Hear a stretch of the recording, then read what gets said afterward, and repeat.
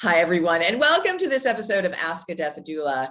Today, we have an incredible episode, and we have some very special guests that are very dear to my heart. So I am going to obviously let them share their beautiful journey and what they're doing now. But to give it a little bit of an introduction, this is Patty and Greg Howe. They are wonderful, dear friends and amazing human beings and beings in this world. They have a story that will open your heart if it is not open as full as it can be, which many of us have that work to do. Wait till you hear their story and their journey and what they're doing now to help others in this world. So I'm going to ask them some questions and let them share a bit about their background and let them take it away. But I just want to thank you both for being here. And I know that you're up very early. So this is Patty and Greg Howe. Thank you so much for being here, you guys. Yes. We want to start off, and I want to know this too. I mean, I have some information on it, but you have such a beautiful love story. It's actually one of the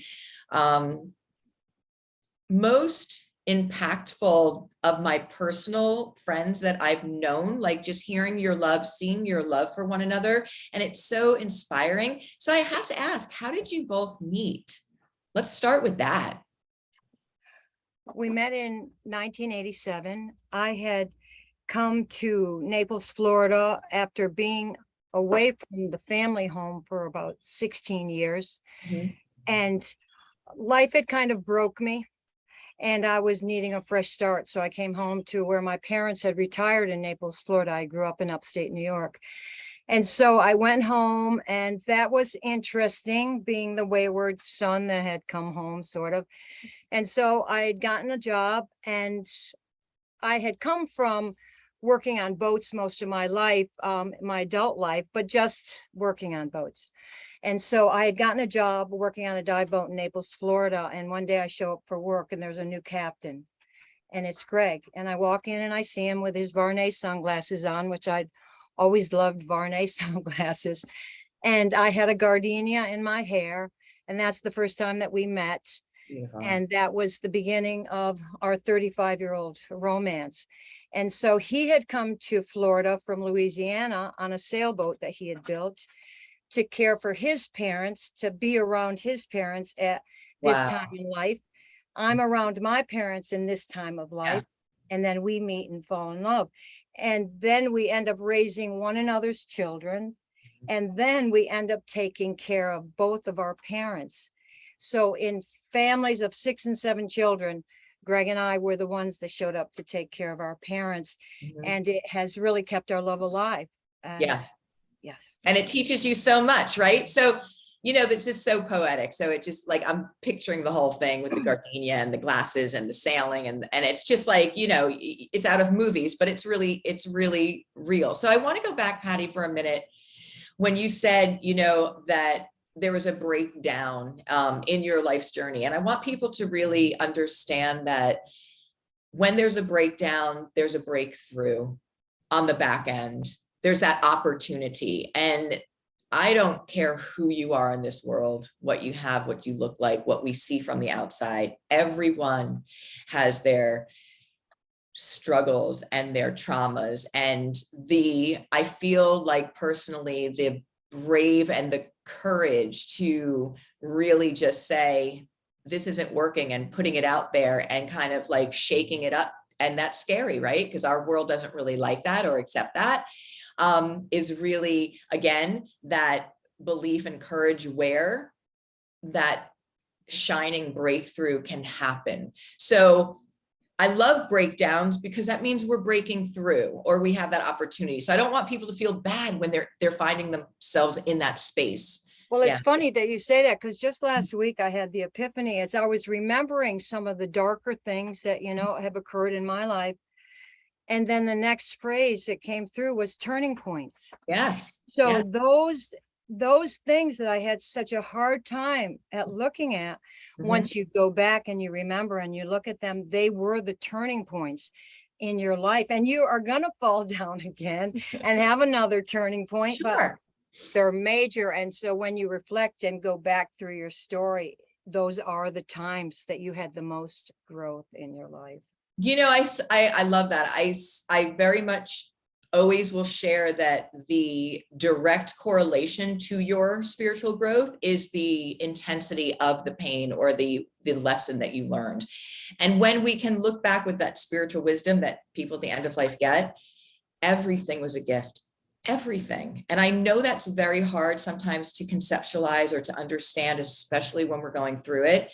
But when they do get that higher frequency perspective, that higher part of them, and look back at their life's journey, they can thread it all together. And the things that were the most painful were the greatest opportunities for soul growth. So they really are gifts that look in very unusual packaging, but they are. So I love that you shared that, because I just want to give that inspiration to our listeners to know that, when we're lost, it's because we're trying to find that place. And it's really, and here's just a really quick thing, that it's not outside, it's inside. Yeah. So we're all taught to look on the outside, and we'll never find it there. No wonder we're spinning in wheels. So I really love that. Now, so you all have this beautiful love story. You're taking care of your parents, which again, I feel that everything we go through brought you to this moment. So having those experiences, doing it together. And now let's talk about how, Patty, you and I met first, but what was going on? And Greg, I want to speak with you a bit about your personal journey when you had a diagnosis that really changed both of your pathways. So if you could both speak to that. And then Patty, I think you reached out to Doulagivers and we started our journey and relationship there. So I was diagnosed with leukemia back in 2016. Mm-hmm. And when they did the chromosome test, they realized that I had a mutation that is not common for chronic lymphomic leukemia. And typically, you don't live past a year. And because of when I was first diagnosed, so when they did the chromosome test, they told me that they told both Patty and I that I had a few weeks, maybe a couple of months. Mm-hmm. And the caveat was, we don't have a treatment or a cure, which now I see was a complete blessing, because I wasn't searching for that Right. that pharmaceutical cure. Yeah. And so I kind of gravitated towards problem solving, which is, my background is the problem solver. So, got a hold of a dear friend of ours. We met years ago in the Bahamas, who's a cancer researcher. He put me in contact with some people in Germany that were doing heat therapy for spontaneous remission. And so we started doing home heat therapy because we couldn't afford to travel to Germany at the time. Mm-hmm. And insurance doesn't pay for any alternative treatments. They will pay hundreds of thousands of dollars for radiation therapy, chemotherapy, but the holistic treatments, you get zero. Yeah. Also started a journey with a dear friend who's an acupuncturist here. Mm-hmm. And all of these were very subtle shifts. And it took probably a year before I realized that I didn't have to follow their prognosis. Yep. For that first year, I really thought they knew what they were talking about, and I was dying, and I felt like I was dying. Yeah. And, I was having all of those moments of standing thinking, wow, will I ever see the flowers come up this spring? Mm. I was given this news in January, or December, end of December of 2016. And, all those moments where you just think, will I see this event again? Mm-hmm. And it's kind of takes you all the way down. And I love that we started out talking about the breaking down Mm-hmm. as the turning points. And it's just, I realize now that every injury, every illness, every, adversarial moment in life, that when we come through these are where our strengths come from. This is where the beauty comes from, the gold. Yeah. And that was what happened. After about a year, I realized I'm not gonna die of this. I might die of something, but it doesn't have to be this. And I started trail running with our dogs. Nice. And just as many mornings as I could, getting up 4 o'clock in the morning to go run before I had to go to work, and try to work a half a day and come home. But little by little, I just got stronger. And then I found some botanicals of using medicinal mushrooms that are known to shrink tumors. And it's so we drink a pot of our medicinal mushroom brew every day. It's coffee, but I'm going to join you in that. Oh, wow. Wonderful. And so we're still here. It's Of course you are. Yeah. yeah, we are not done on this journey, obviously. So yeah, I'll let Patty speak to hers. Yeah, and then I want to talk to Patty, because this is, I think then, when I had the honor of meeting you, and we're going to talk about just all of that. But it's so interesting because from my background being a hospice nurse, an oncology nurse, and obviously we talk all the time about, in the last 100 years, that death, we completely removed it. Anything to do with it, anything, so that when it shows up, which we know, by the way, is 100% guaranteed. So the irony is there in that, is that people seem to only be given one option. And that's not okay.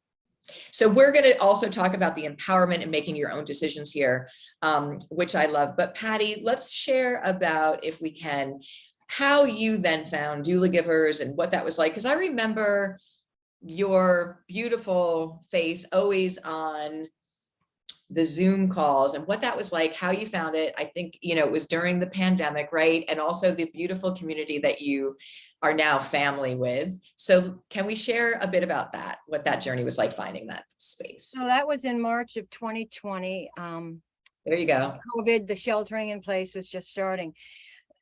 Excuse me. In February, my primary care physician had told me about a contemplative care course, and it from Andrew Wheel's Institute. And so I took that. It was free. It was taught by 2 Buddhist monks. And I loved their energy. And they were talking about the threshold, and when you go into a room, and to be a blank slate, because you don't know what is going to happen there. Just the meditations to give them, to bring them calm and peace. So after that, I said to Greg, I want to investigate doula. I had been a hospice volunteer since my dad died in 2014. Beautiful. The chaplain had mentioned the word doula, but I didn't know anything about it. So after doing that course, I'd heard it in that course, and I went online, and I found Nita, and I found you. And so then Nita was a little bit cheaper than you, but I was drawn to you. And so Greg's there, but just give her a call. Just give her a call and have her sell you on what she's selling. And so I don't know, just like my life, I don't know how I had your number, but I called a number, and you told me, I go, it's you? And you go, I was just walking by the phone, and I picked up the phone. So it was cosmic. And what I remembered from that day was, you said something about, if I felt it was a calling. And that just was all over me. And it was like, that's what this is. Yes. This calling. I didn't even know that as being a hospice volunteer. This was the calling. And so I started the course. Greg was traveling, some still going up to Seward. So I was home alone. I was doing the course and finding community, but I didn't have a voice within that community yet. I was just there. I was listening, because I remembered myself wanting to participate, but not having the confidence to speak. And so that started to change. And I found this great group of friends within you and this Sunflower Spring of 2020 doula group. So then I'm going to go on a hike, and I'm gonna be with Greg now that he's running for life. I'm going to, I'm a part of that too, but he's more aggressive than I am. So I said, hey, let's do a big mountain hike. We do a 13 mountain hike. I come home, and my heart, I don't know whether I have COVID. And 3 weeks later, we find out it's my heart. I need open heart surgery. I have this beautiful doula group to support me through this heart surgery. I have to travel. I have to take numerous COVID tests. They're sending me painted rocks with sunflowers and crystals and masks and cards and just so much love in my life. I Yes. come home from my heart and I'm a warrior. I'm going to make it, and I'm going to be a Yes. doula like nobody's ever seen a doula before. And then Yeah. I get 2 months and a day after my open heart surgery, I get a terminal liver diagnosis. So Mm. I'm like, oh my goodness, what is this all about? And so I start to die for about a month. And because I think that's what the world's asking me to do. My God, they just replaced my heart. And now they're telling me this, they must want me to die.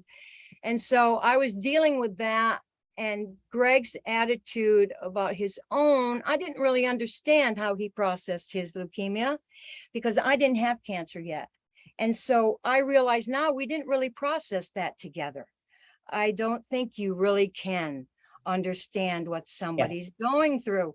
So this has kind of been a gift for me to get this. And in fact, when I did kind of leave the shock phase and go into the stabilization phase, it's like, oh my God, this is a gift to Greg. I go, because how could we understand one another if it wasn't here? So that's where we start out with realizing this is our work to do. Yes.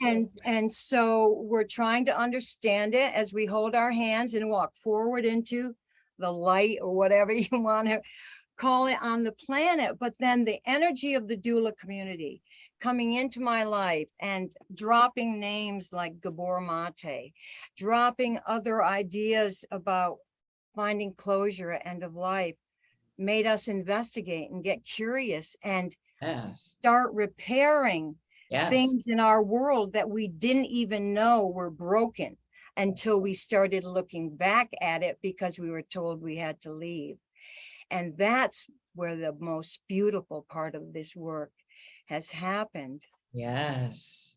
It's a life class. It's a life journey. So I just want to highlight when I hear you, Pat, first of all, it makes perfect sense to me that you would walk again in alignment with Greg in his journey because of the love that you share. So again, I can't know what you're going through because I'm not exactly there. Let me get there. It's just so beautiful. Now, the doula support, cradling you in this bubble of love to be able to walk through that path, because I watched the whole thing. It was just beautiful, and it was watching the messages and knowing when you were traveling and when you were out of surgery, and the light and the love, so incredible. And then for you both to repair, I love that you said that, because we're given that time stamp, or we see that there is an end now, we're aware of that, we're looking at the journey, and there's work to do over here and repair, because that's part of it.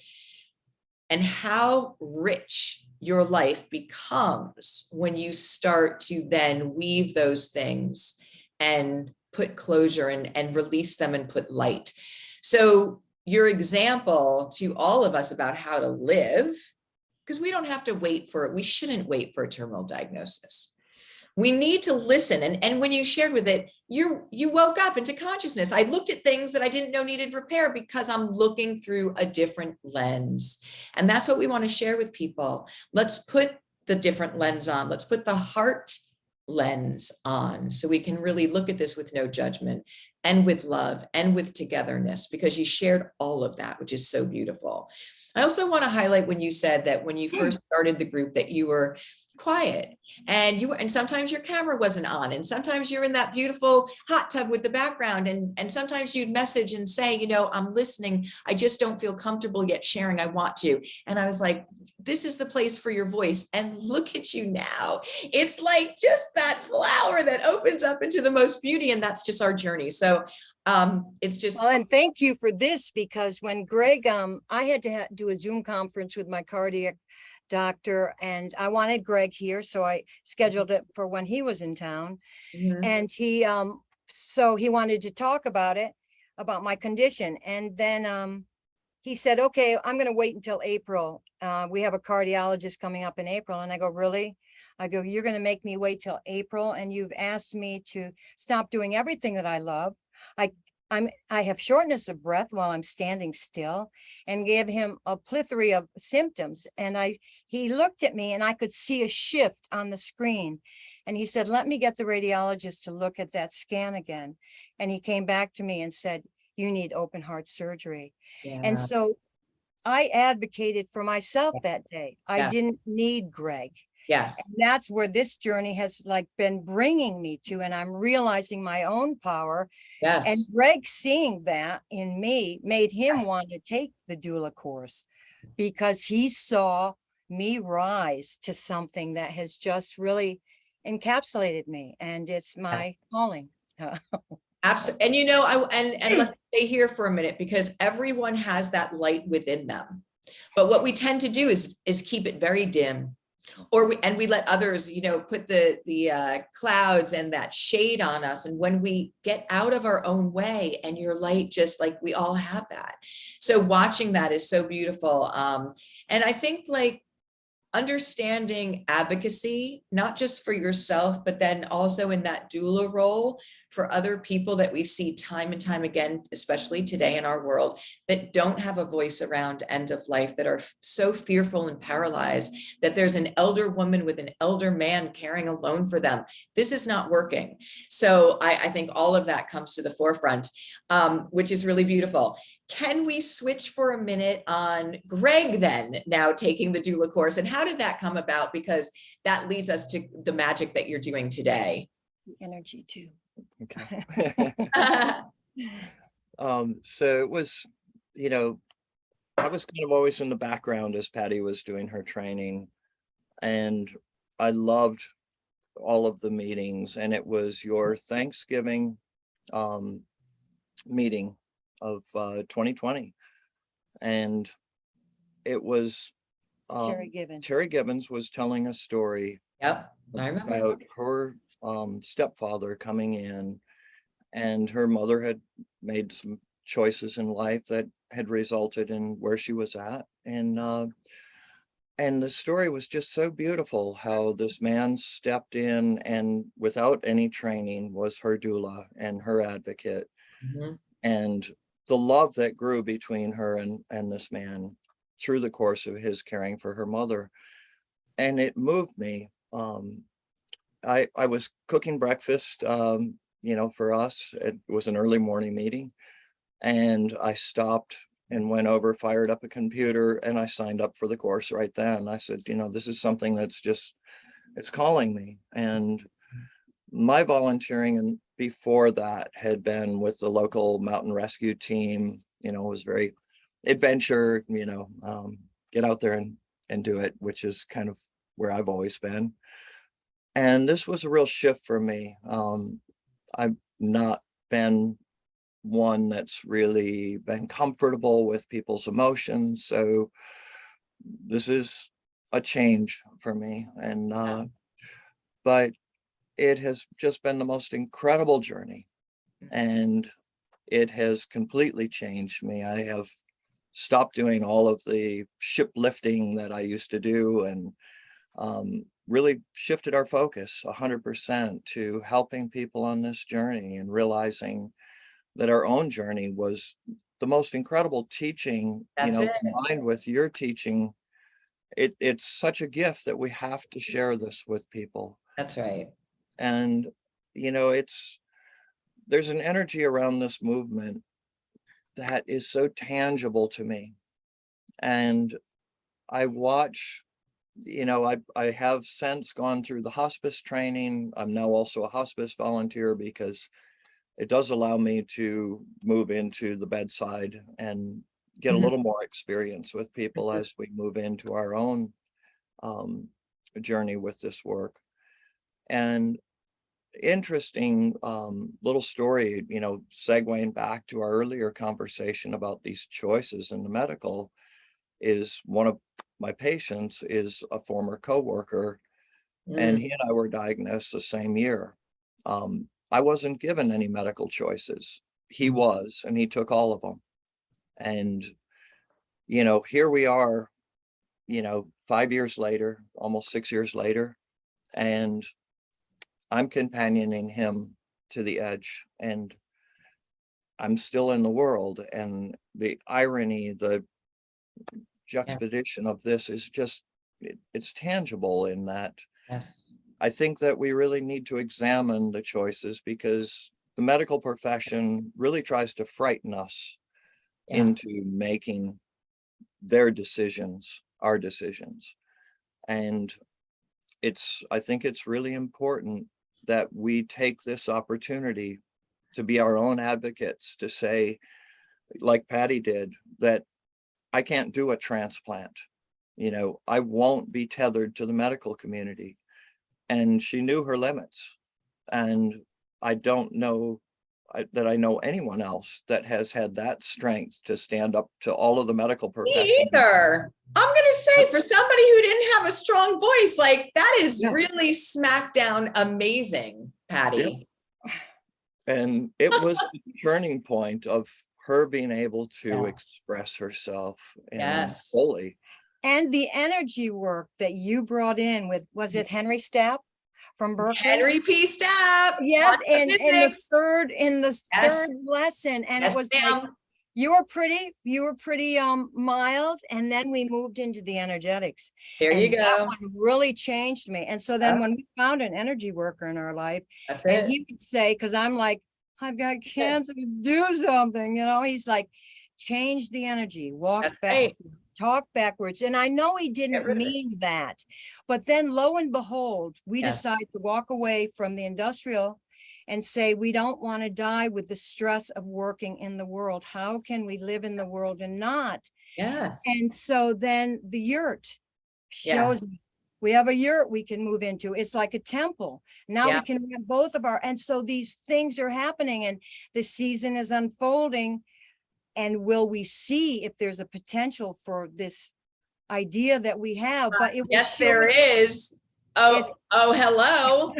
Everyone, we're going to get to that, because this is like, we're building up to like everyone that I talk about you and what you're doing is like, I want to go there. I want to do that. I want to do it. Okay. So let's anticipation, everybody. Let me just stop for a minute, because we have to stop on this one direction, one choice only that we're being given right now. So here's the thing. Let's bring it in, and let's bring in this energy. We have been dying for thousands of years. Okay. We know how the body knows how to do this. The body is so smart. It also knows how to repair itself if given the right circumstance and environment. Only the last 100 years have we completely removed end of life. And Greg, I love how you said, the fear of what's put in front of us from the medical system and the pressure. It's not just only the medical, it's your families. It's just society. It's this whole perfect storm. Guys, let's bring back the truth and sacredness about end of life. And then we wouldn't be afraid at all. We would take it for everything that it teaches us, just like what we're sharing now. And we would make a choice. I'm not telling people what to choose, but we would gather our information, which we're going to talk about now, and make a choice that is in perfect alignment with what I want. And that may be absolutely to just let nature take its course and to live and to be that shining bright light. And magic happens with that.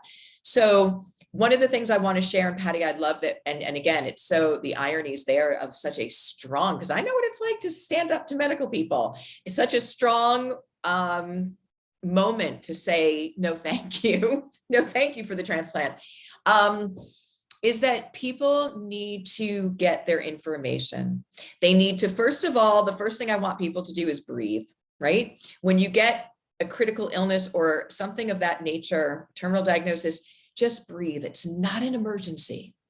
So getting grounded is really important, because if you go off on that fear train that's running out of control, all of a sudden you don't know where you end up. And once you start tinkering and doing stuff, it's very hard to undo it.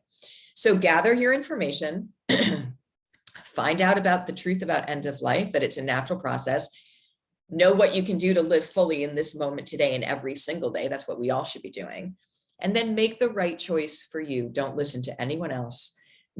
Go into your heart, and is this the right choice for me? So that's incredibly important. Now, you two having this gift of being able to share from that unique space of having a terminal diagnosis, both of you, is something that is priceless. Because as much as I can, and much as I've worked with people And I'm so honored and privileged to be in this space. No one can ever know what that is truly like unless they're there. So the fact that you've taken something that many people would not be able to look at and to use moving forward to help others and are doing that is just spectacular beyond words. So I honor you and I thank you so very much. So having people find their information to make subjective decisions is critically important. So we want to make sure that people know that there are doulas that can help do this, that you can do this, to just breathe into it. There's so much support. And the first thing to do is to bring back this conversation into the world again, because right now, death, oh my gosh, everything around it is dysfunctional. Well, we're helping to change that. So now we're going to talk about your vision and what you are doing now. May I start, please, with Time Magazine and your featured article in there? And if we can highlight for a minute, what a moment, what a beautiful, beautiful moment of awareness. Can you share how that came about? And you and so many of the Doulagiver graduates were in there, but what an incredible moment of, the universe picking this up and expanding it. That was pretty fun. I bet. I was sitting right here on the bed, and Liz Leitner called me and she said, I just got a call from Time Magazine and they want to do an interview about me being a doula in Landing, Wyoming. And she goes, and by the end of the conversation, I said, you got to meet Patty and Greg Howe and see what they're doing. Yep. She goes, I gave them your number. I hope you don't mind. And so then I get an email right after that call, and it's from Melissa Chan. Yep. And she was just delightful. And yes, so then she called us, I think the next day, and she gave us 43 minutes of her time, and we had a long conversation, and she was lovely. And she said she felt better for having just talked to us, which was that was the beginning of a thing, and so, yes, I mean, I'm so grateful to Liz for putting that out there, because it was the beginning, of realizing that this was a story for more people than just us. Absolutely. Being given a platform to get this message out there, because,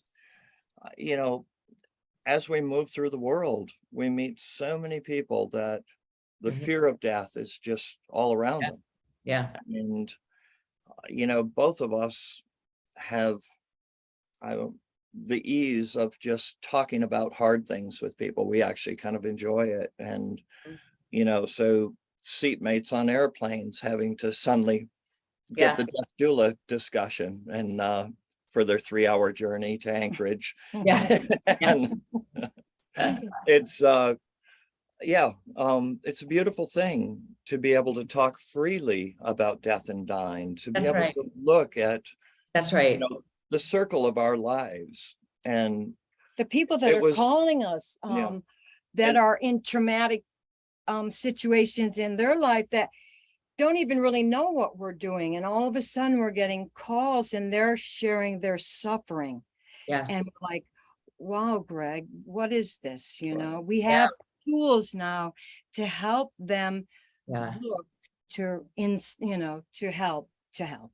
And there was a beautiful film we watched a few weeks ago called Grief Walker, and one of the things in that I just loved was where he said we cannot truly love anything completely until we can see its death. And because that is the completion of the circle. And that just spoke to me so loudly. Yeah, it does. And it makes you appreciate it every single day and every moment, because when you know that this will not be the way it is, you look at everything so very different. So I love that. When we deny death, or the fear of death is in our life, we're denying our life because of everything. So I love that full circle. So very important. And I just want to share something from my perspective, what I've learned from those at the end of life and in my journey. When you align with that higher frequency of purpose and calling, when you step forward to do that, to answer that, the universe shows up for you. So I always say, when you show up for the universe will show up for you. And people will say, well, synchronicity and these magical things are happening. And it's exactly what it's supposed to do. Just like this article, just like this woman. And here's the thing, and I know this might be a stretch for some people, but what is the gift? There are gifts within the pandemic. We know there are. We know that so much needs to change, and it shed light. But when there was a whole, and I understand it, the whole world basically denying that end of life exists because we treat it like optional. When the pandemic hit and how it hit, none of us can deny that death will be a part of our journey and that it will show up whenever it shows up. And so within that, there was so much more awareness. In that Time magazine, actually, that title was The Pandemic. Death doulas used to be rare. The pandemic changed that. And so I just want to highlight that this woman who wrote the article was interviewing all you amazing doulas, right, Michelle Chan. And then she said, your name kept coming up and Doulagivers, that I had to speak to you. So I spoke with her. And at the end, she said, this is the most exciting article I've ever written. I mean, from somebody from Time magazine, who's so the ripple effect that you all have with your messaging and with your sharing your story changes the world. With that world changing, we want to talk about what you are doing, because I will tell you something that I'm probably going to have to start a list of people that want to get into your beautiful end of life resort, so to speak, let's call it. Can you share with us what you're visioning, what you're doing, and what that looks like? Because I want to put this out there. I feel like people are going to say, and this is going to be a term that's used, doing it the Patty and Greg way. Doctor, I'm going to choose. Do you want to do, do you want to do the treatment? Do you want to do a hybrid, or do you want to do the Patty and Greg way? I want to do the Patty and Greg way. I honestly, because it's so very important for people to know they have choices, but also to have role models to look up to who can guide them on that path. So can you share with our listeners what you are doing right now, your vision, what's happening? Well, this idea started, probably, it's been percolating, and it's hard to find the starting point. Yep. Part of it was that, those moments of where I was standing wondering, will I see the flowers come up in spring, and just the poignancy of all of these moments. And of course, I'm standing in one of the most beautiful places I've ever been in my life, which is our home, on the beach here in Southeast Alaska.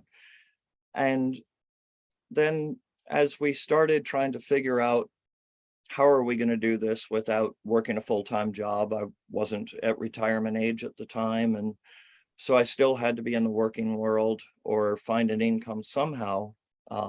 So we started putting our houses up for vacation rentals, and first the one house, and the clients who came through were just so beautiful. And of course, as you said, you show up for the universe goes up for you. And the universe sent us some of the most amazing people, doctors, people who are doing some of the most wonderful social work. And they really helped us shape this vision. We had a doctor from Texas, just beautiful couple, he and his wife, and they hiked with us nearly every day. A lot of people come to Alaska to go fishing. Yeah. They came up here to heal themselves. And so we spent a lot of time in the woods with them. And when it came time for them to leave, he said, I don't want to leave. And I said, I don't want you to leave either, Jim. And he goes, no, he grabbed me and he goes, I don't ever want to leave here. And it made me realize that this isn't just special for us. It's special for a lot of people. Oh, yeah. And then we heard stories here in town of people coming to Alaska to rent a hotel room so that they could die here in Alaska. And we know these hotels. I put clients in the hotels. They're not bad hotels, but it's not much different than a hospital room. And neither of those are places that I want to die. My mother chose to die at home. She chose the time. She chose who she would be with. My father died in a hospital setting, just not quite 6 months apart. And it was so remarkable, the difference in the experience for them and for the family. Yeah. And it was, it shaped this path. But what we finally came to Bringing Dad here. is, bringing Patty's dad up here to Alaska with us, having him sitting, looking out the window, watching whales breaching, bubble feeding, the otters, you watch Eagles the with eagles. his binoculars and Yeah. just mesmerized by nature. And But we thought that we brought him to Alaska, but now that I'm understanding energy work, this man from the Catskills, maybe he chose where he wanted to spend the last 2 years of his life. Yeah. And we all found Alaska together, me and Dad and Greg. And Greg told me the other day, when we do get this up and running, it will be inspired by John Gliona, my father. And Beautiful. I was so glad to hear that. But that was mostly why I think that we are leaning this way, was the joy that we saw in my dad for his last years. And we weren't even doulas or hospice then. And we did call 911. He did die in the hospital. Yeah. So we have so many ways of doing it wrong. We did a lot of things right. But now with this course, with this information, yes. And that's why we feel it's so critical, because, we do know that, as we sit with people at end of life, but then those moments come where they fall or something drastically changes and we panic. And, in your course, you do a wonderful job of helping to diffuse that panic, to say, okay, we can take this down and everybody can stay right here. We look back and reflect on those moments when we acted on the panic. And so that's a big part of what we're trying to do here. Let's see too. Is originally we played around with, an end of life retreat, and a retreat just feels to both of us like a place where you have to do reflection, you need to do work, and there's work to be done. But we gravitated to Resort because we want this to just be soft and yummy, and just that's it, to be this experience of I want to choose where I want to die. And I have this vision of other people joining this movement where we can have destination death. That's right. And to find other vacation rental hosts that will be willing to host people for end of life. We have been gifted with a couple of wonderful doctor friends. We have a next door neighbor who is a registered nurse, and all of them, when we told them of this idea, they said, we're there for you. We are your support team. So we now have physicians and nurses, and we have a wonderful energy worker. We also have a physical therapist who is a massage therapist. And so as we add to our little death resort, to have a healing center for energy treatments, for massage therapy, not just for the patients, but for their family. Of course. This is a hard time for change and stress. So there's a lot of ways to mitigate that we think we can aid in. But these are our ideas, of course, and these are the community coming around to wanting to support it. We all know it's a work in progress. We're still like in the construction mode, and so the energy is coming in as we move forward, as we're not getting in our own way. Exactly. And that's all you have to do. Right. Is really not get in your own way, because the universe is going to start to just bring you all of those elements when you vision it, and when it's from that higher frequency of love, which it is.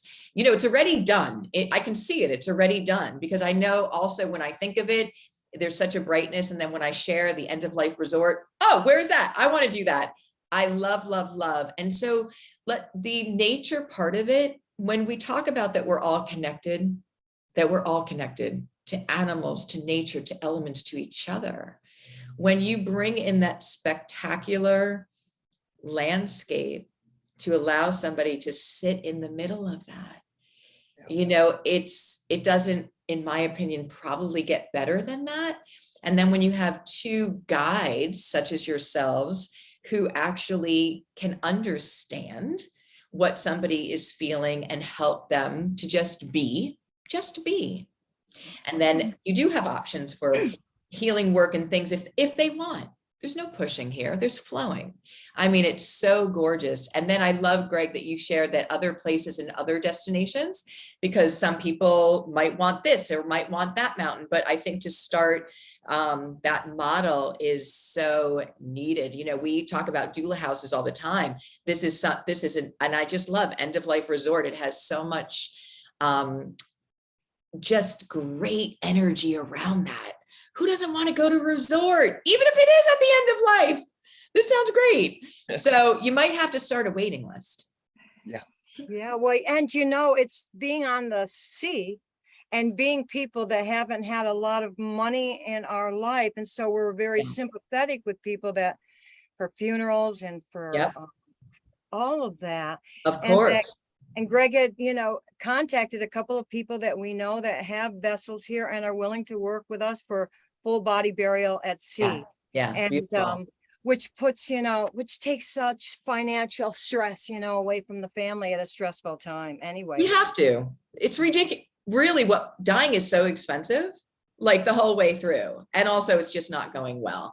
Well, So Greg was saying the other day, though, he goes, you know, we kind of toxify our planet with our life, right? And then we do the big cremation or the embalming, and we're still toxifying after we're gone. yeah. Why? You know, it's Because we're not talking about this. And so when we don't talk about it, we don't know all these options. So for me, like, it was so interesting that you say that, because, you know, knowing about, you know, obviously natural burials, but aquamations coming about, and also donating your body, like, to really good research institutions that I can still be, first of all, I'm like, oh, I can still be in New York City. And then I can and I could, but also coming from understanding that if I donate, and I'm not sure what I'm doing quite yet, but I know there's really good choices, that I could contribute to somebody learning a skill like a doctor on a body so that they can go help thousands of people moving forward. Just the knowing that you have an impact on this planet after you actually die, just that awareness is really powerful. Like, I have a choice. Like, I could be that tree out there or be growing with that tree. Yes, please. So I love that so much. I have to tell you that you both have been such a gift in my life, in my world, and in this movement. Thank you. And I can't thank you enough on behalf of everyone and the future. I want to thank you so much for what you've done and how you've showed up. Really beautiful. If people want to get in touch with you, how can they learn more about you or get in touch with you? So we have a Facebook business page for Alpine Transitions End-of-Life Resort.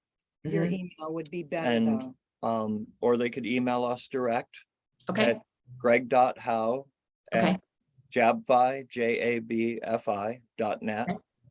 And yeah, we'd love to talk about how we can help shape their vision of how they want to experience. I feel like for both of you, I feel like there are going to be people that are very interested in doing the same thing that you're doing. They might have a place somewhere, and it would be wonderful to connect us all, because that's how we change the world. So thank you for showing up. Thank you for your hearts. I love you both so much. And thank you for doing this interview. Love you too. Thank you. Thank you, Suzanne. Bye. Thank you. Thank you, everyone. This was Ask a Death Doula. I am your host, Suzanne O'Brien. Thank you so very much. And I will see you in the next episode.